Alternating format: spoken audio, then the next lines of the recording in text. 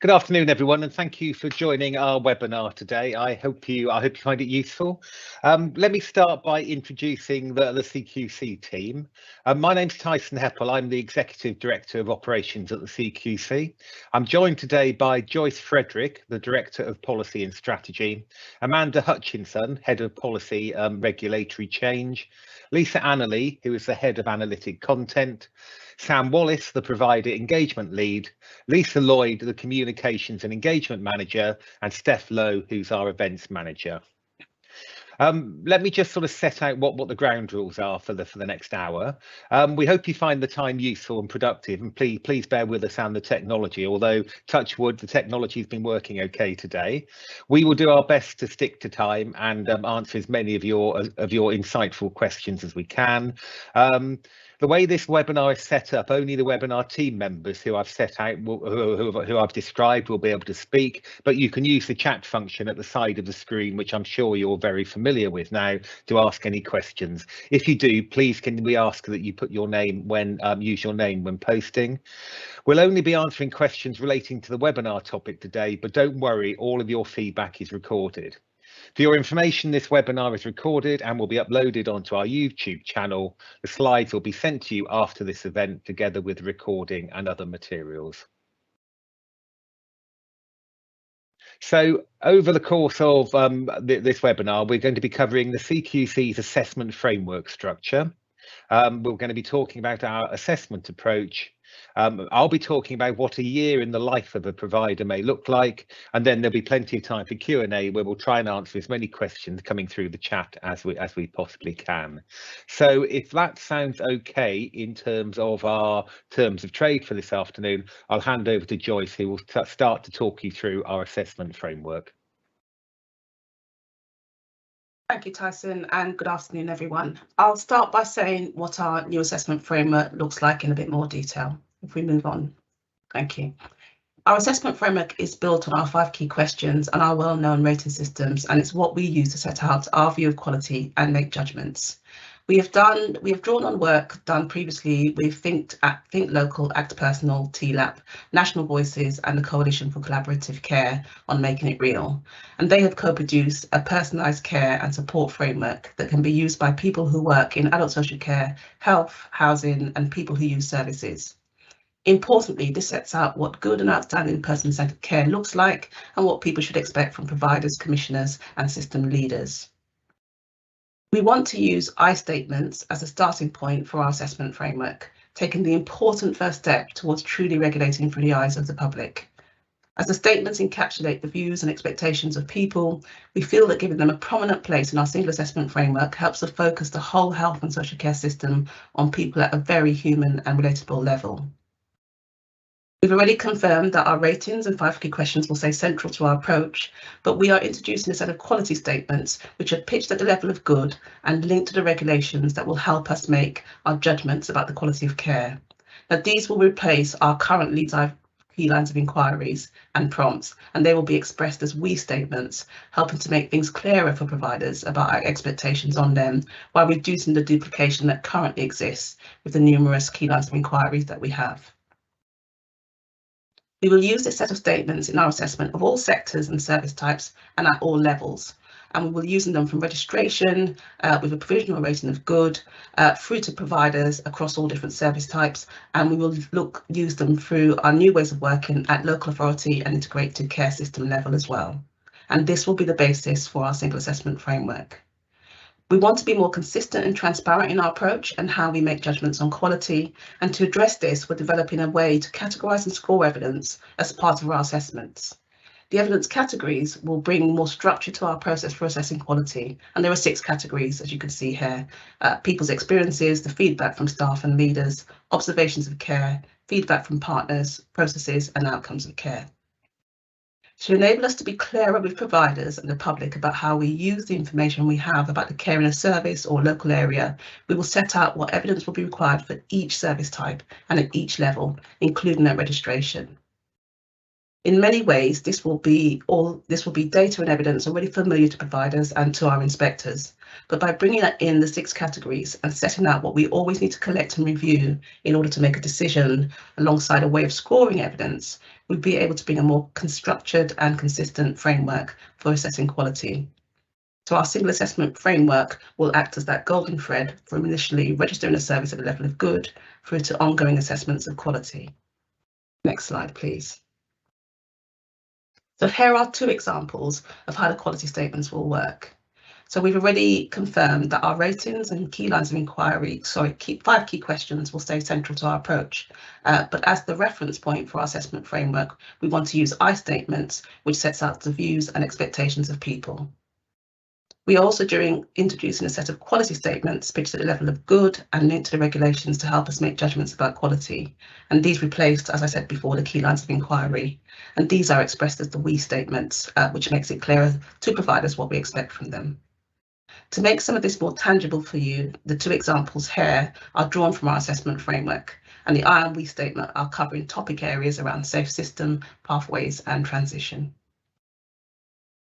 Should we move on to the next slide, please? So I'll talk a bit more about our assessment process and the process we will follow to assess quality. Next slide. So our emphasis on structure and consistency means by categorising and scoring evidence, we'll be able to bring more structure and consistency to our judgments. As part of this, we will set out what evidence we always need to collect and look at for each quality statement. This will vary depending on the service type. For example, the evidence we collect in GP practices will be different to what we collect for a care home. They will also depend on the level at which we're assessing. For example, the evidence we have available to us at registration for the first time will be very different from when a service has been operating for a while. But a single assessment framework enables us to have this flexibility to assess quality. Our planned approach to assessment means that we move away from the separate monitor, inspect and rate steps, and instead we will use information from a range of sources to assess providers more frequently in a more flexible way without being driven by the previous rating. And this is really key to us achieving our strategic ambition of providing an up-to-date view of quality. We want to take a planned approach to how we update our evidence scores and ratings. And the starting point for this is an understanding of key priorities and issues in different service types and models of care. This draws on what we already know from existing ratings as well as trends from national data sources. The national level view gives us a broad picture of the evidence we need to collect and how often we need to do this. We will collect evidence on an ongoing basis guided by a minimum evidence collection frequency, but not driven exclusively by them. We want to factor in, for example, the context and risk from a local area and support our colleagues to make decisions on where they might decide to collect more evidence. This might mean that where we know a risk is higher in a local area, we could carry out more unannounced inspections to check the safety of the service, or increase engagement activities with people using services to check that those ratings reflect their experience.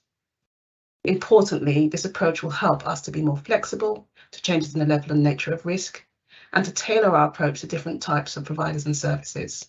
It is this flexibility in how we gather evidence that drives our process of ongoing assessment. We will be flexible in how we gather evidence. Our site visits for the purposes of gathering evidence will continue to be called inspections, and we might do this to register a service when we assess the quality of existing services or when we carry out enforcement activity. We will also prioritise an inspection where there's a greater risk of poor culture going undetected to ensure we gather people's experiences of care. We may make more frequent and longer site visits to these services, but ultimately inspections remain a huge valuable part of our approach, but would just be one way we gather evidence. Inspection will be used to observe care and the care environment, equipment and premises, and to speak to people using services and staff. We know that in order to gather some evidence, we don't actually need to visit a service, and also in some settings it wouldn't be appropriate for us to observe care directly, for example, in a home care or GP practice. And we have piloted how we can collect evidence off-site already over the last couple of years, and we want to continue to make this flexibility central to our approach. Many of our assessments of quality will involve a combination of methods. At times, we may only collect evidence off-site. However, we will be clear with providers and the public about the process we have gone through in our assessment reports. This change in our approach is central to us maximising the time we spend on an inspection, as well as giving that most up-to-date view of quality. So what does this look like in practice? Can we move on to the next slide, please? As the previous slide indicates, we will collect evidence on an ongoing basis and set the frequency of when we collect evidence. We will start with a national view and then we'll increase this depending on what we know about the service. Our assessment process enables us to build on the professional judgment of our operational colleagues and use the best available evidence. Ultimately, an overall rating will be the combination of scores at evidence category, quality statement, and then at the key question level. So for each quality statement, we will have a clear, we will be clear about what evidence we want to collect and from the evidence category. We will score that evidence on the strength of findings, for example, a score between 1 and 4. And then we will take a combination of scores across a quality statement to calculate a percentage score and rate a key questions. And these combine to give an overall rating. And Tyson will give you an example of how that scoring system might work. Scoring is primarily an internal process for us, although it also provides the basis for benchmarking information, and which we will share this information with providers through the portal, as well as giving a more clearly defined view of quality in our reports.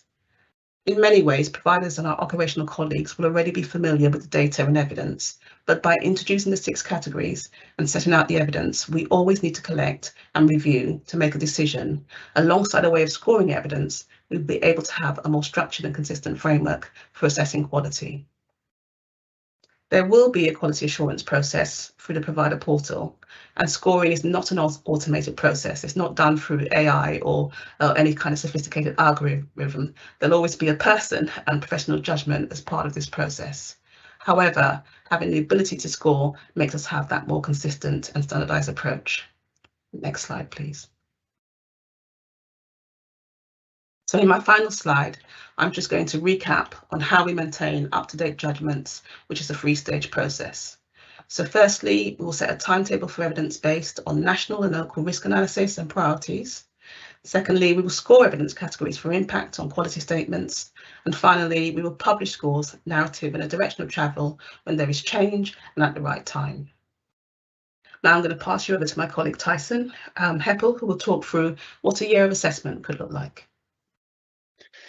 Thank you, Joyce. As Joyce said, I'm going to take you through what a year of assessment might look like. So if we can come on to the next slide. Thank you. First we set out the expected timetable for evidence collection and collation for the service for each of the evidence categories. The example we're using here is home care. So for home care, we don't observe the care environment currently, nor do we look at outcomes data due to the lack of such data. So the evidence categories that have a national timetable are people's experience, staff and leaders, partners and processes. But this is only the starting point.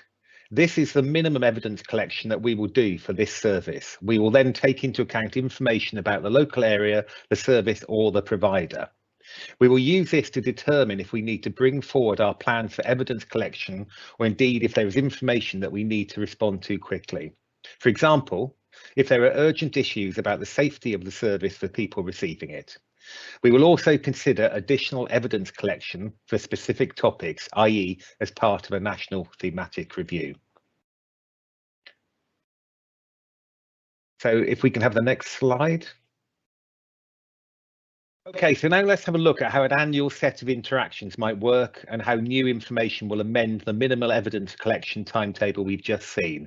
We're giving a linear example here. You could also view this in terms of something much more circular, but let's use the linear example as we've got that. So if we look at activity 1 and 2, well, let's start. At the start of the year, the service is rated as good for all key questions and has an overall rating of good. Activity 1 and 2. Earlier in the year, the CQC held a relationship management call with the provider, and they followed this up with a submission of evidence through the provider portal. If we look at activity 3, in this evidence, we were able to confirm 5 quality statement scores as accurate, with no change to rating at key question or overall rating level. If we look at activity 4, We subsequently publish that we have more recent evidence, although the ratings haven't changed. This takes us to activity 5. So 3 months later, the CQC receive a call from a member of staff who voices their concerns about the lack of training currently available, in particular medication training. In addition, the caller is concerned that there are only a limited number of senior staff who are competent with medications, so there is no contingency in place should these staff fall sick. Later that week, the CQC receive a safeguarding notification from the service regarding a serious medication error. This takes us to activity 6. With activity 6, the team at the CQC contacted the register manager to inquire further and were told this was due to staff sickness. So a member of staff who was not familiar with the person had supported them with their medication. However, the person had refused the medication on numerous occasions with this staff member, but this had not been reported and was not discovered for a number of weeks. In this example, this is followed up with a number of interviews to gather feedback from staff and leaders. We also spend time gathering people's experiences and make a request for the provider to submit information through the provider portal. This led to the concerns regarding medications, staff training and governance processes. So an assessment is planned to look at the quality statements around medicines optimization, safe and effective staffing and governance, management and sustainability.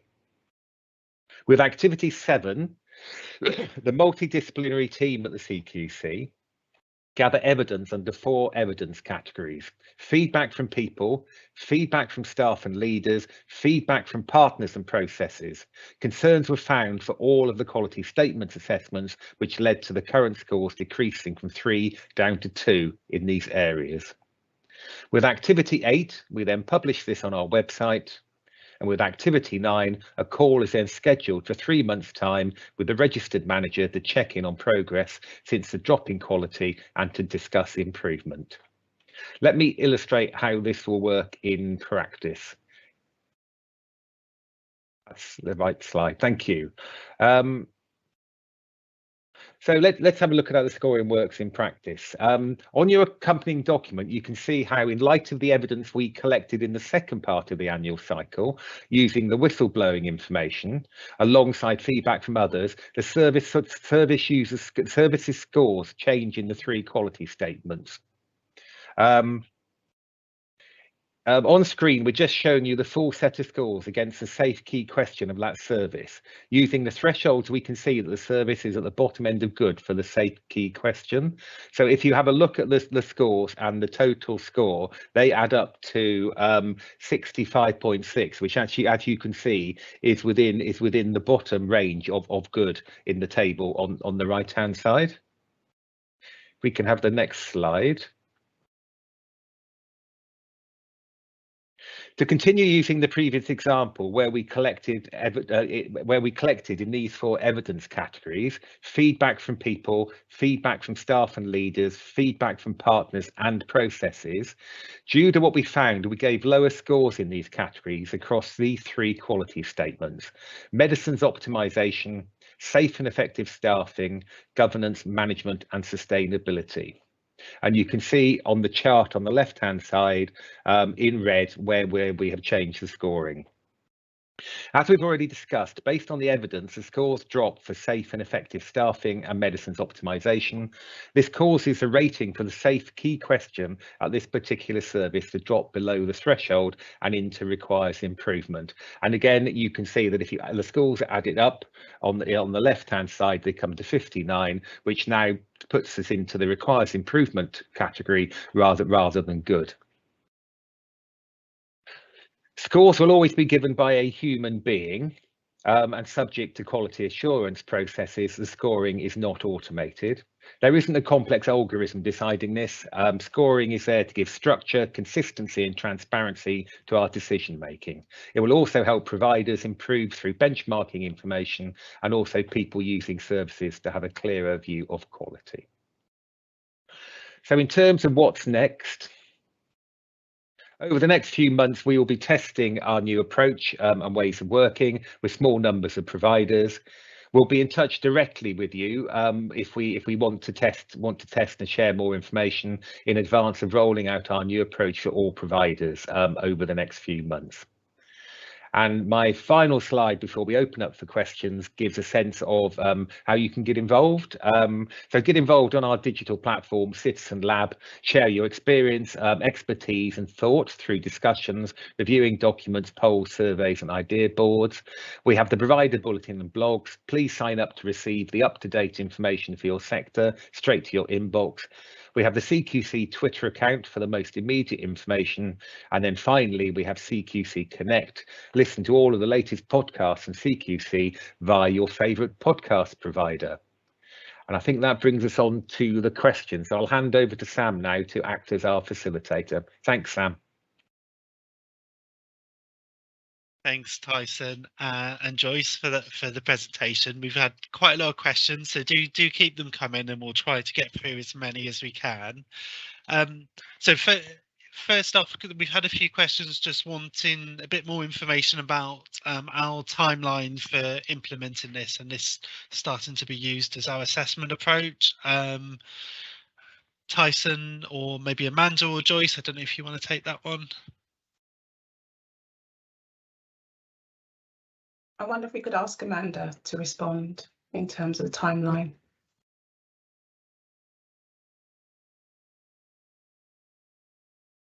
You're just on mute there, Amanda.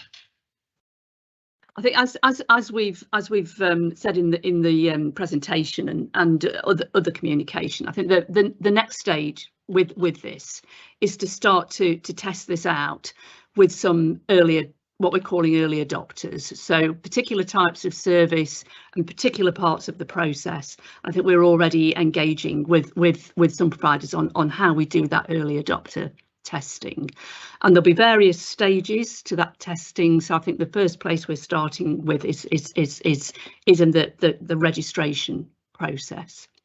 I think we'll then move on over the next few months to testing more of the process with a greater number of and types of providers, but in essence with a view to having rolled this out by April 23, subject to testing and having everything in place that needs to make sure that this is successful and glitch free. I don't know if anybody else wants to add anything to that. I mean, the only thing I would add, and I completely agree, Amanda, that we're going to do this in such a way that we're going to make sure it works. So we will do the early adopters, and then as we roll it out, we will do it carefully to make sure that if we hit any bumps in the road, we're able to navigate those. But the other part of the equation is that we will also be training our people, training our teams in the multidisciplinary teams, so that they're also able to make full use of our assessment framework. So whilst we'll be preparing our provider colleagues for use of this over the time scale that Amanda set out, we will also have to be training our people so that they're able to use it to the same time scale, which is yet another reason why we need to do it in such a way that we make sure that it works and everybody's ready.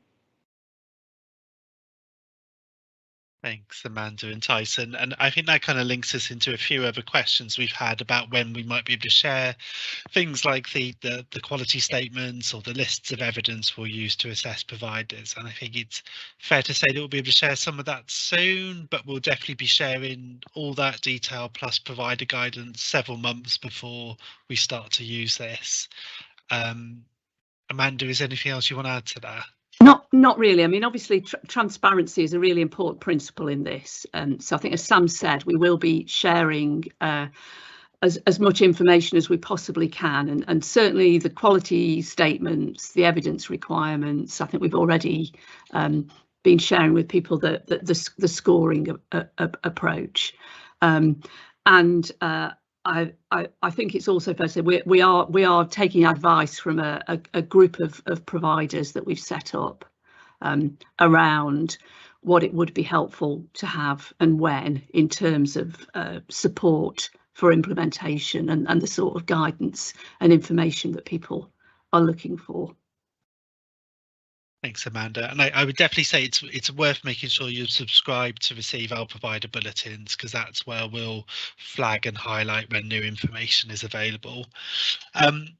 So we had a few questions, I think, from people who've probably got used to us talking about a risk-based approach, especially through the pandemic, and just looking for a bit of assurance that our new model will also be looking for good practice and where providers have improved, and it isn't just focusing on where there's poor quality. Joyce, do you want to come in? Yeah, I'll take this, and maybe one of my colleagues may want to coming after. Our new model isn't a risk-based model, and I just wanted to provide assurance about that. We are still rating using our full rating systems across, where services might be inadequate, but all the way to where services are outstanding. And under our remit to drive improvement and encourage improvement, we want to do a lot more in the arena of sharing good practice. Where people do things well, we want to be able to share with others, and nurture that kind of signposting and improvement of services from the assessment framework that we are using. But we have done a risk-based approach through the pandemic, and that was done for various reasons in terms of limitations on our ability to move around, but also limitations in numbers of staff and getting into places. But as we come out of the pandemic, we still have problems now, but as we come out of the pandemic, it's about how we regulate, and the risk-based approach was applicable then. There'll still be an element of we want to have a proportionate response to risk, but our model is not a risk-based model. It does cover the entire service provision, from inadequate to outstanding. I mean, I can add to that, and Joyce is absolutely right, that as a regulator, not only will we continue to respond to risk, but also we want to be able to identify and drive improvement. But you'd expect me as the ops director to say this, but I think there's also a well-being issue for the inspection teams here, for those who will be crossing the threshold, because I think if all they see is risk, and if all they see is poor care, then I think clearly there is a well-being issue. But also, I think there's a danger that their judgment might start to become compromised by always viewing things through the lens of not being good enough. And so I think being able to continue to inspect and to see good and to see outstanding, and not only to allow us to pass that on, but also so that they can regulate their own judgments better, and will continue to be a key part of what we do. I was just going to add one more thing to that, which is about in the new model, we're moving away from an inspection being the only route through which we can change ratings. So the new model should be much more flexible in terms of updating evidence that we have, which may only be about one or two quality statements in our new framework. And so that way we'll be able to reflect findings which are positive, as well as where we've responded to concerns. So yeah, so that's the idea with the model, that we can cover but all parts of the sort of quality scale that we use for our ratings. Great, thanks all. And I think we've also had a few questions, because I think today we've used examples that are very much focused around types of services that we do produce a rating for, but of course there are some types of services that we don't currently rate. So thinking about dentists, but also some other types. And I think it might just be worth saying a bit about how this model still applies to those types of services. Joyce, do you want to take that? I'll start off, and I'm sure Amanda might want to add to that. The model is still our assessment framework for all services, and you can use the assessment framework and use the quality statements, what people expect from services and what we expect from providers in terms of the assessment of quality and safety, and how that links back to the regulations. So the assessment framework applies across all services, whether they're rated or not. Obviously with dentists, they are not rated. So the end part of the model, as in, when we spew out information, we'll have scoring, but when we spew out the information, there won't be ratings. But the way we've reported in the past through narrative, dentists will have an idea of where they are in terms of the practice that they have, and how they can drive in improvement. So the narrative kind of gives an indication of that. Dentists, whether they're rated or not, and other service types, whether they're rated or not, is something for consideration by the department, not us. They decide through their regulation review. But in terms of how we assess, the model applies across all service types, providers and systems, and some of which we can get a more structured and consistent way of rating. Thanks, Joyce. And I think the next question might be one for Lisa. And I think a few people have asked if we could give some examples of some of the different ways we might collect evidence in the new model. Sure. So we're very much thinking about mixed methods. So as we've already heard quite a lot on this call, inspection will still be a really important a way that we carry out some of our work, and that will involve observing the care environment, talking to people who live in a service or who are using the service, as well as talking to staff and leaders. But we can also we're also going to build in some of the other methods that we've been using, but we've been routing it all through our inspection routes, as we said earlier. So you know, we commission and run the patient experience surveys for the NHS. We certainly use survey data that other national bodies hold that we can access, so we can build that sort of information. And so we're aligned with there's something called a data alliance partnership, and that's about us sharing data that's collected once and used many times. Those of you who are very familiar with that principle. So we're looking where we can to access data and information from those routes first, where something's already collected, rather than CQC being another body that asks for that sort of information.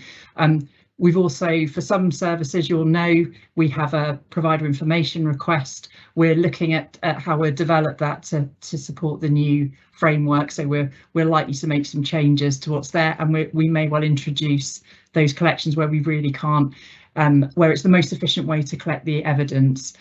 So we're looking at what evidence can we look at that we don't need to be on site for, and we really want to use the inspections, the on-site activity, to focus on the things that I've mentioned, which is about, you know, engaging with people who are using or living in a service, and talking to staff and observing the environment. So we're really looking to develop a wider range of methods. We also do things at the moment, like we run responsive staff surveys. We do that in sectors outside of the NHS as well. So we're built on those sorts of methods too. Joyce, do you want to come in there? Just quickly, to come in the back of Lisa's brilliant explanation of the different ways we're going to collect evidence, we will have, and we're testing now, the provider portal, which is that kind of dynamic online relationship we have with providers, and you can share evidence with us, and you can do it in a much easier way than you have done in the past. So the up-to-date evidence information that you might want to bring to our attention, you'll be able to do that online through the provider portal as well. Thanks, Joyce. And I think that hopefully answers another question we've had, where people were really hoping we would say we were going to make improvements to the current portal, which I think is a definite yes. It's going to be a much better portal for people to use in the future.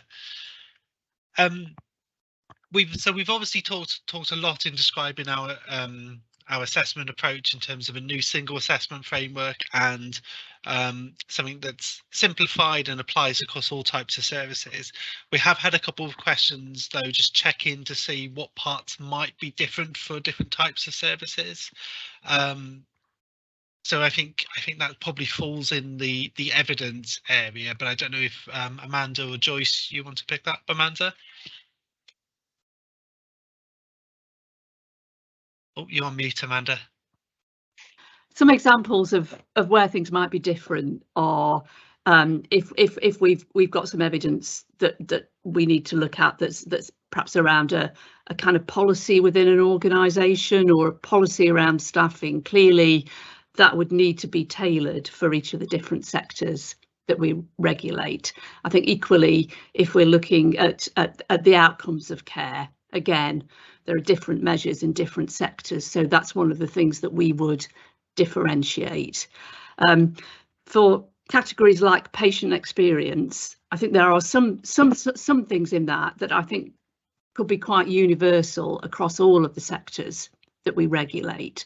But I think even within that, we might well, in some sectors, we will want to carry on using some of the specific tools and checklists that we've got that are around the particular experience, for example, of people in a service caring for people with dementia, and some of the observational tools that we use at the moment. So lots of scope for tailoring, but equally there are some things that I think can be quite universal in terms of some of the questions that we ask. Want to come in, Joyce? Yeah, I mean, Amanda's explained it really well about the fact that, you know, we've got these quality statements which apply across all service types, providers and systems, but underneath that, when we assess a care home or a GP practice, it's the best practice guidance and evidence that we will use that are tailored to specific services. I just thought I'd come in here and mention the fact that the assessment framework itself, a lot of it is familiar, like I said earlier, but we've launched our new strategy in May 2021, and there are things that we have strengthened. So we have strengthened, for example, on the key question of safety, our focus, it might not just be on, you know, have you got policies and procedures around safeguarding or incident reporting? It's about, do you have strong safety cultures? Do you learn from incidents? And how does that fit into an improvement cycle? Because those are the things that show that safety has improved where safety culture is strong. We are looking at leadership in a different way. You know, is it compassionate? Is it capable? Is it caring in terms of leadership? We're looking at workforce equality in a different way, and we're looking at the welfare of staff in a different way. And there's far more questions on people's, not just their experience and their outcomes of services, but their access to services, and also about how services work together, which might be in a place or an area or across a system, but how services work together for the benefit of people who use services. So people should be quite central to that process. And they may say, well, actually, we're a care home.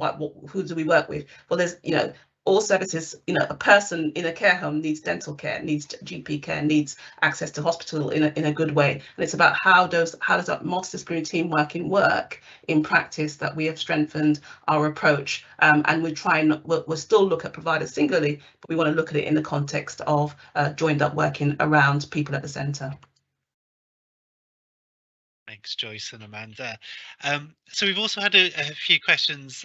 People quite interested in hearing whether we think we'll be in a position where we'll be able to share things like all the evidence we hold about a provider from our evidence collection, and also the detailed scoring against, say, individual quality statements. Do people think that's something we'll end up sharing with providers?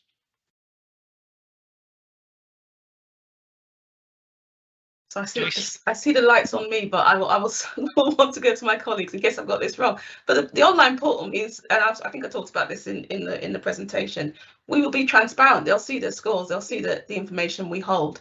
So it's not about ask us and we will share it. There's a transparency there that we're going to build in to that online portal, so providers can work with us as we assess the information that we gather from our assessment framework. But Amanda, Lisa, please add to my thoughts on this. Yeah, so yeah, absolutely. I think we see this going forward as more of a two-way process, and where we are absolutely transparent about where we are with the judgment of a provider and the score and how we've reached that judgment as well. And again, I think we think this is a really important part of the model, because it then enables providers to, I suppose, have ownership of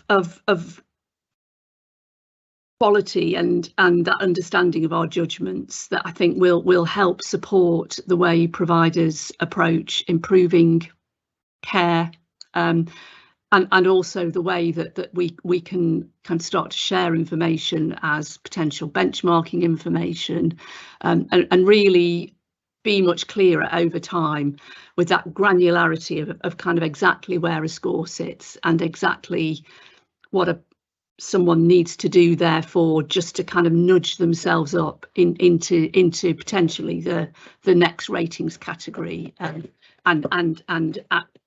in some ways potentially makes it easier for people to achieve an outstanding rating, which I know is one of the things that we've had feedback about in the past, about how exactly does that happen and how is that applied consistently. Thanks, Amanda and Joyce. And I guess on some of the evidence that we collect, and this one might be more for Lisa to answer, we've had a few questions about some of the things we might do to validate or quality assure the evidence to make sure it's accurate and correct. And I don't know if Lisa, if you could say a bit about that. So I guess that particularly relates to where we're using national data, or I mean, I suppose when we're looking at any evidence, we assess it in terms of its quality. So we need to consider things like, you know, who's this information, if we've had feedback, who's that information from, and we have quite a lot of processes today that would continue to run in terms of where we've got some information but we know it's partial, so that often triggers additional information collection today, and that would be the case in the new model as well. Where we're receiving information directly from a provider, then there's sort of less validation, although it may trigger some further, it may lead us to ask some more questions.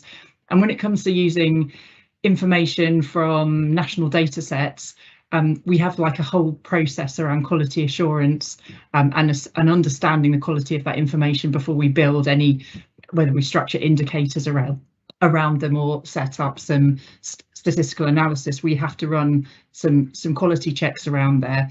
We know from, so for NHS Trust, for example, we've been sharing a whole suite of analysis that we run. We've been sharing that back with Trust for a long time now, and we receive really useful feedback and questions that helps us improve that as well. So that's very much in line with our transparency sort of principle, that we want to share more of the types of analysis we do, so that people can see what we've done, and we kind of want to be pushing for excellence ourselves in terms of how we use that data and indicators that we share, that we hope will also support improvement. And we certainly know others have used our indicators in the system and have shared those with providers as well. So we have quite a lot of quality assurance in place, and, you know, analytical principles around, if you're setting up indicators or if you're running analysis, what the limits of that are, that we can then help determine what can we use it for. So I suppose two key things are, is this, you know, suitable for judgment? Is there any more validation we need to do,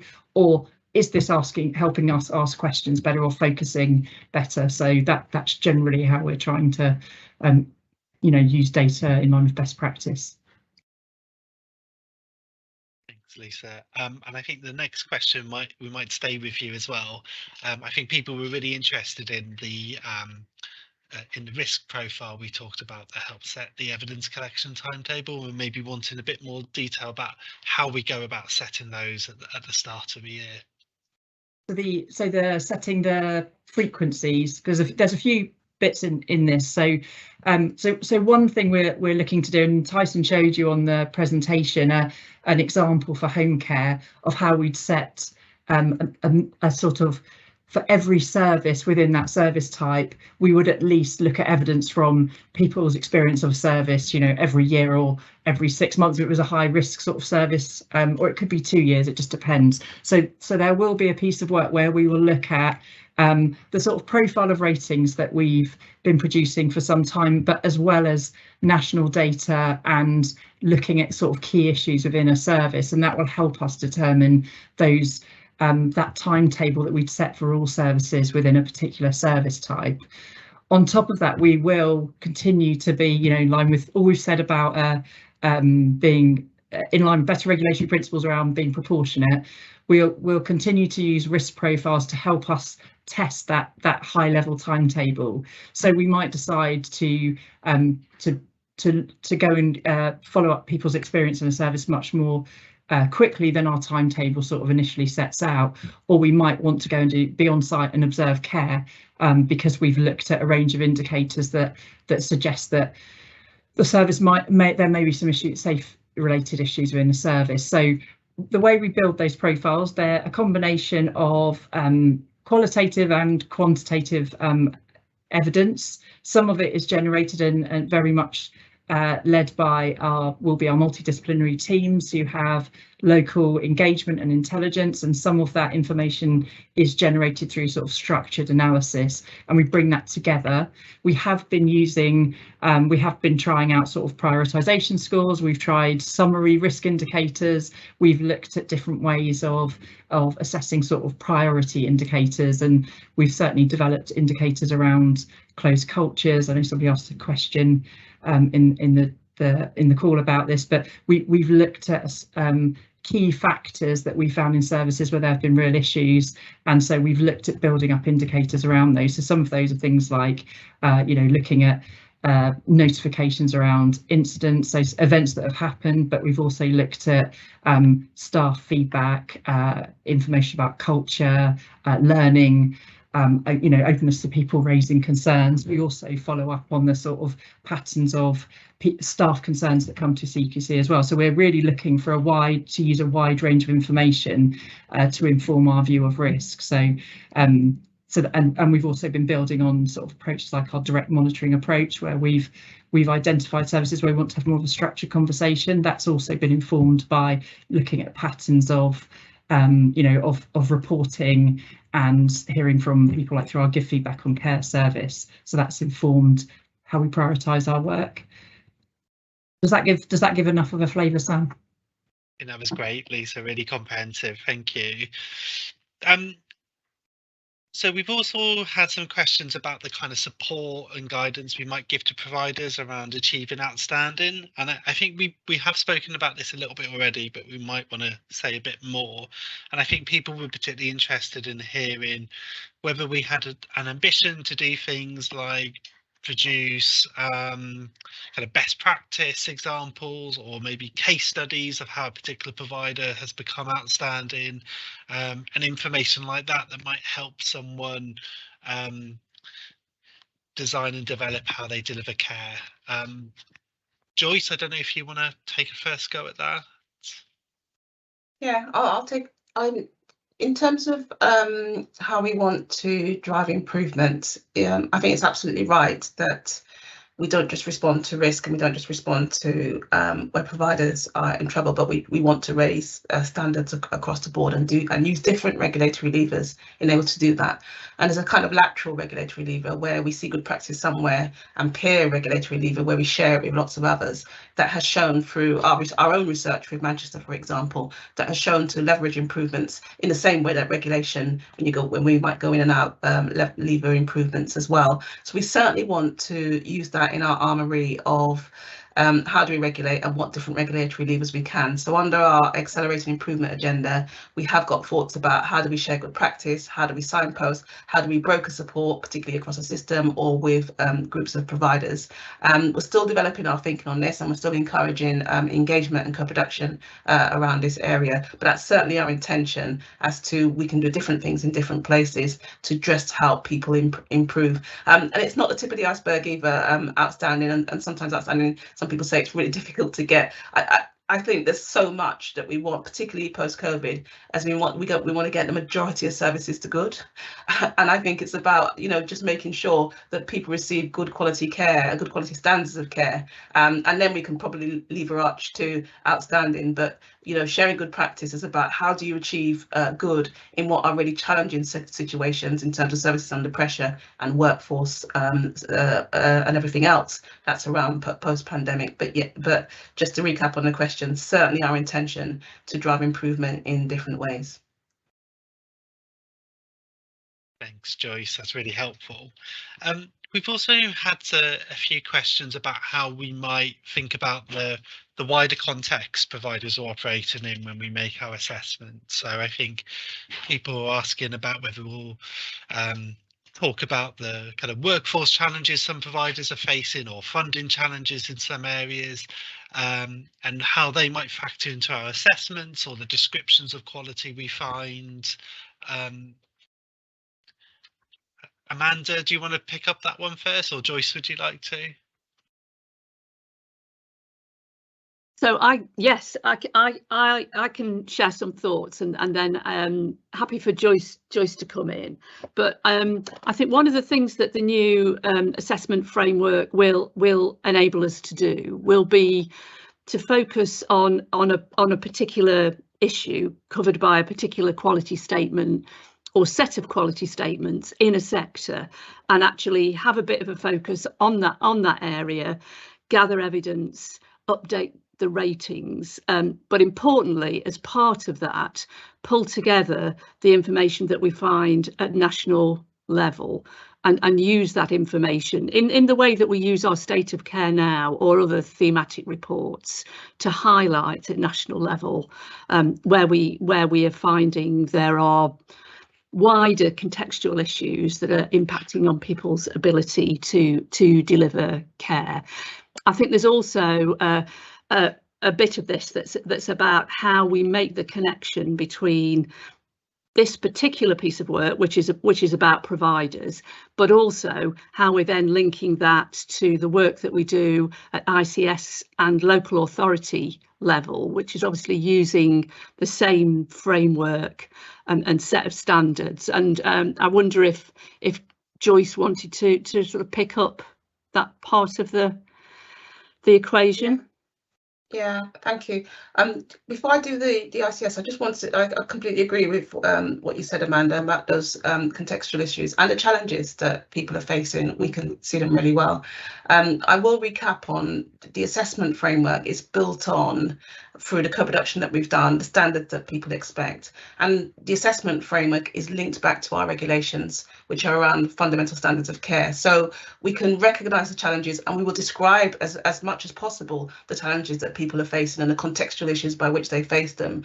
But we are still measuring and rating based on those fundamental standards, those regulations, and what people say, the standards that we expect, what that people expect, and the standards that we expect from providers. So I suppose we be seated in reality in terms of saying, it's a challenging environment and people are dealing with these pressures and they're mitigating to a certain extent. But actually, this is the honest rating because it's what people are receiving and it's the experience that people have come across, and we can't veer away from that or lower standards or lower our threshold because of the challenging environment. It has to be what it is, and reflecting back then for our state of care reports, our thematic reports, so that we can try and influence policy to be more supportive, government national policy to be more supportive, to recognise those challenges. But we do always have to reflect people, the experience of people and communities. That's our first and foremost way of working. And then just to point out that in terms of when we look at systems, we will be looking at systems in the wider sense, and there will be that description of what the challenges are going, and also about how the systems add value. So lots of systems are experiencing issues with workforce, the elective backlog, the challenges on services, the inequalities that we see across the board, and people having various different outcomes depending on where they live in the country, which could be in the most deprived area and other areas. We want to describe that. We want to be able to capture that, but because we want to be able to drive improvements, and we will actually look at systems in the wider sense, address those contextual and challenging issues, but still report back in terms of where they are in terms of our standards and thresholds, but then challenge further to say how can we drive improvement, because the way things are, people aren't receiving the standards of care that they should do. But on the reverse of that, in terms of the question that I answered just previously, we can also say, look what systems are doing over here and over here to mitigate those challenges and make real changes. And any of you who, for example, have read the Claire Fuller's Doctorate report on primary care medical services, the report is brilliant because it's littered through with lots of examples, real life examples of what people are doing to mitigate the challenging circumstances by which they work and actually are continuing to improve outcomes for care for people. And that's what we want to obviously eventually focus on. Great, thank you, Joyce.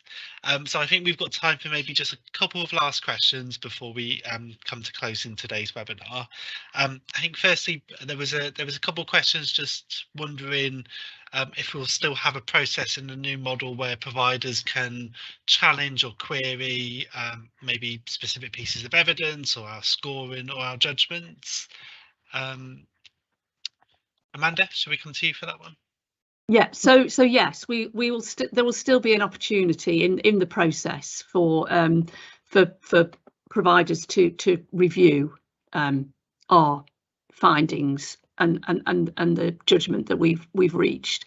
It won't be like the current factual accuracy process. It will be kind of built into the system in the same way as other bits of the process. But yes, absolutely, there will be an opportunity to review and challenge, well, submit further evidence, I think is probably the best way of putting it.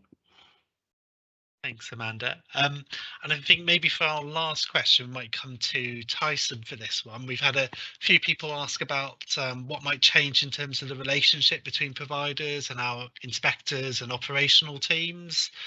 Just wondering if you want to say a bit about how those important relationships might work. Yeah, thank you. I think the way we're going to organise ourselves in the future, from the autumn onwards and ready for the rollout of this assessment framework, is in multidisciplinary teams, which will be aligned to integrated care systems. So there may be one multidisciplinary team in a smaller integrated care system area. There may be more than one in a bigger ICS area, and those teams will consist of a number of different people doing different roles. And I think that rather than having inspectors we've got at the moment with a big portfolio of providers that they own a relationship for, which I think is becoming unsustainable, because in our adult social care world, for example, we've got inspectors with a portfolio of 70 providers, and I don't think that works. I think the relationships with the providers will very much be a team activity, and the different members of the team will have different relationships with each of you, depending upon the activities that they're undertaking. So if they're gathering information and they're having the conversations that I set out in my example, that would be one person having the relationship with you.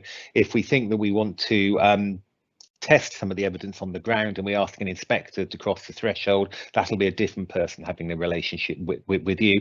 I think the provider portal will make us as an organisation a lot easier to deal with, and we will do what we can to make sure that you know who you can talk to about a particular matter. But I think it'll be much more part of a team activity rather than an individual inspector holding a large number of provider relationships.